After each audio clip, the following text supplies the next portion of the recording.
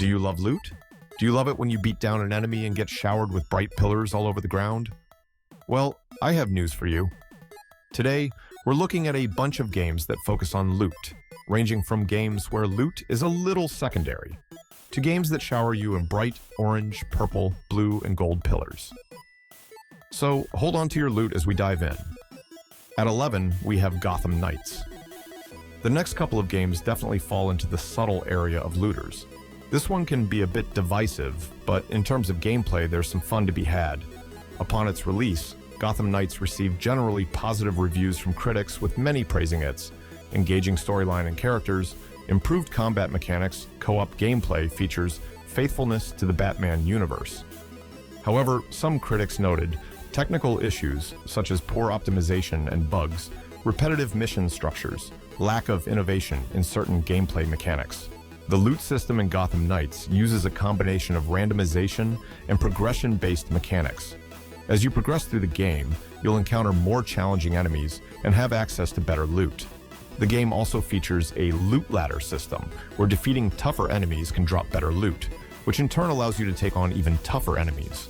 In Gotham Knights, the loot flow is designed to encourage exploration, combat, and character progression. As you play through the game, you'll encounter various enemies, chests, and other sources of loot. Defeating enemies, especially bosses and elite enemies, can drop gear, resources, and blueprints. The loot you receive is based on your character's level, the difficulty of the content, and the type of enemy or activity you're engaging with. There are several types of loot in Gotham Knights, including gear such as weapons, armor, and accessories that provide stat boosts and unique abilities. Resources that are used for crafting and upgrading gear, blueprints for crafting new gear and items, and mods that can be applied to gear to enhance its abilities. A good chunk of the gear that you get will need to be crafted, but if you are looking for a solid beat-em-up with a bit of side loot, then look no further. At number 10, we have Middle-earth: Shadow of War.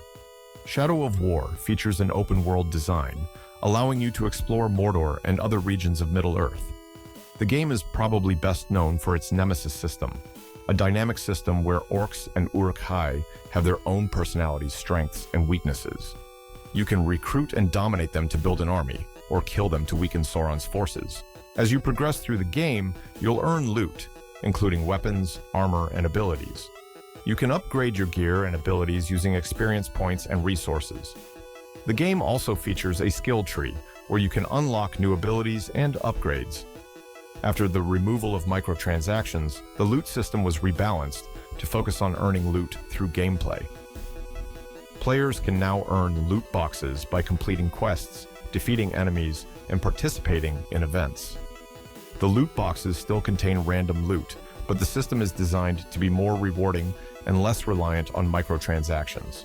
So you're not just fighting orcs for the sake of fighting orcs, you're doing it to get that sweet, sweet loot. And the combat feels very similar to the Arkham Batman games, which is a huge win in my books. At number 9, we have Dragon's Dogma 2. Dragon's Dogma 2 has both random and static loot, meaning that certain items can be found in specific locations, while others are dropped randomly by enemies.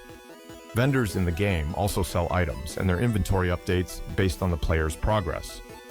Also, weapons and armor in the game are not equal, with some being definitively better than others. The game has a system similar to Final Fantasy, where players can upgrade their equipment to make it stronger. Each vocation, class, in the game has a unique weapon type, and players must find better versions of these weapons to progress. Dragon's Dogma 2 uses a weapon and armor upgrade system, which involves farming materials from enemies to upgrade equipment. There are different upgrade paths that players can choose, which affect the properties of their weapons.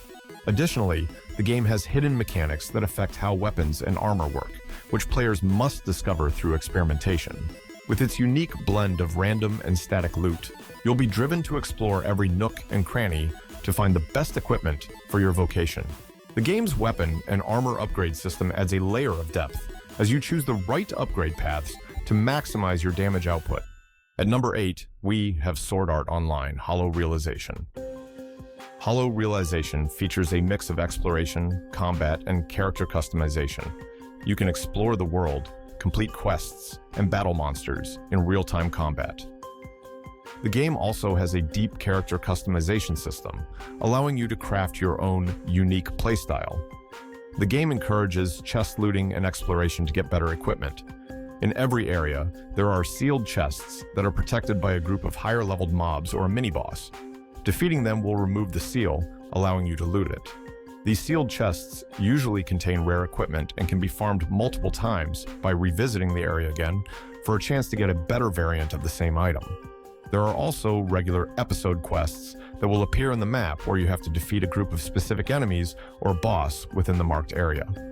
Completing these events will yield ores and a small amount of experience. At number 7, Assassin's Creed Odyssey.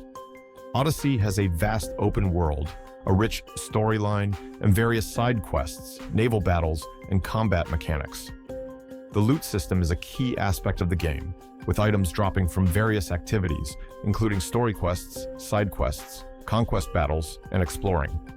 The items have different rarities, ranging from common, white, to legendary, gold, with rare, blue, and epic purple items in between.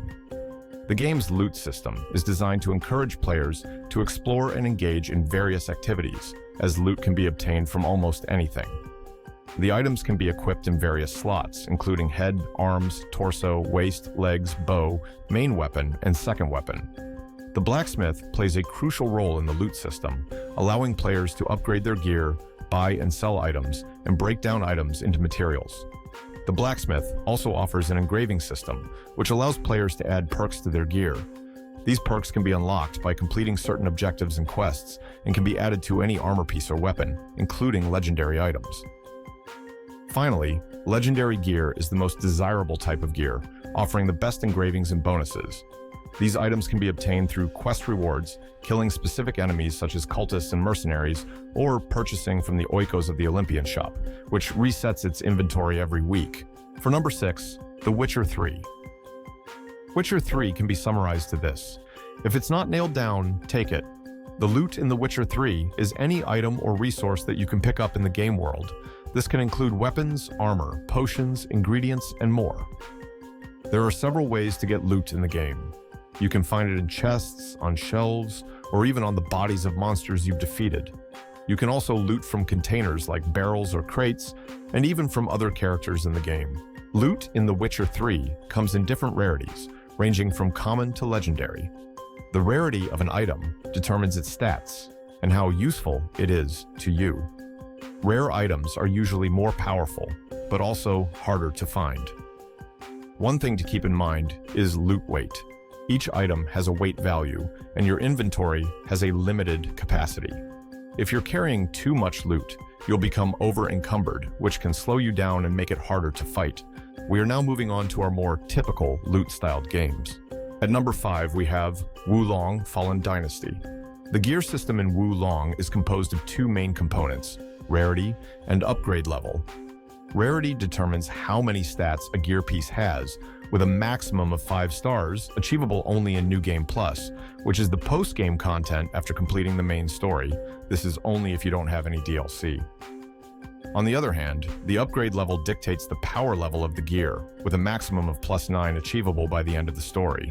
When it comes to upgrading gear, the upgrade menu only allows you to upgrade the gear itself, not its rarity. This means that if you find a 3-star gear, it will always remain a 3-star gear, even if you upgrade it to its maximum level. It's generally recommended to focus on upgrading 4-star gear and above, as they have more stats and are more powerful. Upgrading gear requires copper and materials, which can be found throughout the game world, obtained as rewards or salvaged from other equipment. One important aspect of the gear system is weapon scaling. When you upgrade a weapon, its scaling grade increases, which determines how much extra damage it deals based on its virtues. Each weapon has 2 scaling grades, with the third usually being B or C. The scaling grades are locked to the weapon type and cannot be changed, which means that a weapon is limited to specific elements and may not be effective in certain builds. For example, a spear that scales with wood, earth, and water may not be suitable for a fire and metal build. The system can be a little complex at times, and there is a big focus on upgrading or dismantling gear to build the stats you are looking for. At number 4, we have Dungeons of Sundaria. You may not have heard of this one. It's an indie game that really tries to be an action-oriented offline World of Warcraft dungeon farming simulator, which is kind of a mouthful to say, but it's the best way I can think of to describe it right now. The game's combat system is action-based, with directional mouse clicks and no scrolling combat text. The game's loot and leveling system is compelling, with a focus on acquiring new gear and upgrading abilities. The game's dungeons are static, with the same bosses and layouts every time. However, the game's focus on gear and memorization of boss patterns makes each playthrough feel meaningful. The game also features flexible multiplayer options, including local split screen. Overall, Dungeons of Sundaria is a game that excels at providing a sense of progression and accomplishment. Despite its low production values and simplistic gameplay, it's a game that knows what it is and doesn't try to be anything more, making it an enjoyable experience for fans of dungeon crawlers and loot-based games. Coming in at number 3, we have Nioh 2. Nioh 2's loot system is complex, and there are many nuances to explore. It can be very intimidating at first, but once you get into it, it can be a very rewarding system. At first glance, Nioh 2 seems like a typical Souls-like game. Brutally hard, you have to balance your stamina usage with your attacks so you don't leave yourself open to attack. But as you progress, you'll start to notice that you get a lot of weapon and armor drops from enemies. Like most other loot systems, enemies and chests can drop loot, including weapons, armor, and accessories. The quality and rarity of the loot depend on the enemy's level, the player's level, and the difficulty level. Loot stats and effects are randomized, so even if you get the same item twice, the stats might be different. This encourages players to experiment with different builds and strategies. Weapons and armor can have Kai damage and anima bonuses, which affect the player's ki, magical energy, and anima, spiritual energy, respectively. Also, certain armor sets provide set bonuses when worn together, offering additional effects and benefits. A neat aspect is the divine inheritance. Certain items can be inherited from previous playthroughs, allowing you to carry over powerful loot to new games. Nioh 2 follows a typical loot formula.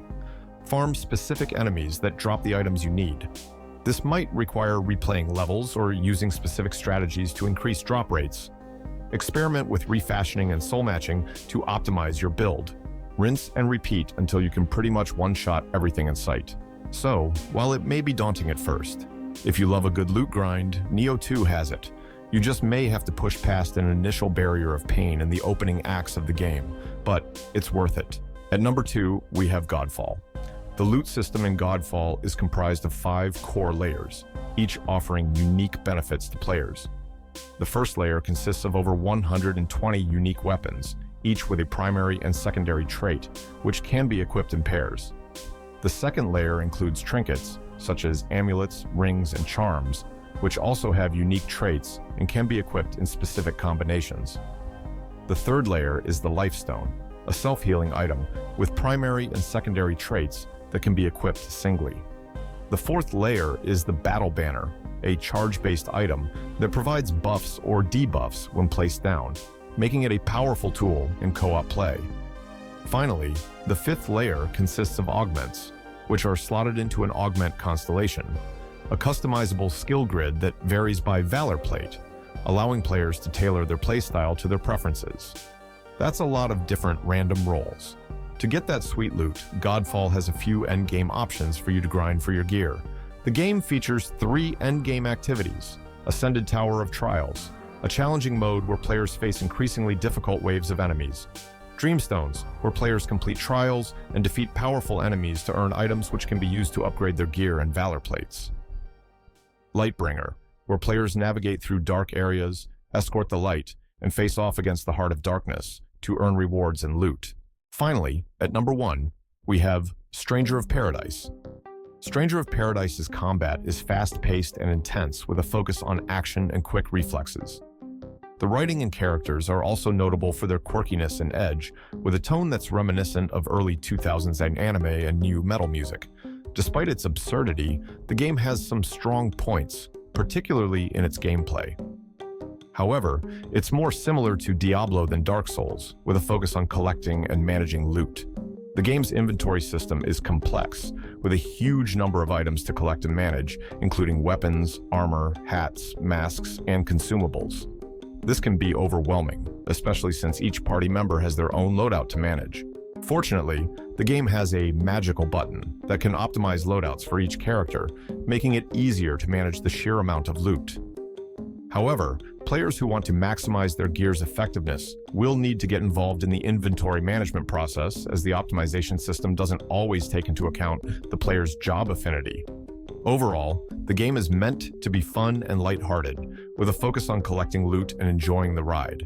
It's not meant to be a challenging, punishing experience like Dark Souls, but rather a more casual, action-packed romp. The game's tone is playful and humorous, with characters that are more interested in looking cool and having fun than in taking themselves too seriously. I hope you enjoyed this video highlighting some third-person action RPGs that have a focus on loot. Please subscribe and leave a like. It would be greatly appreciated.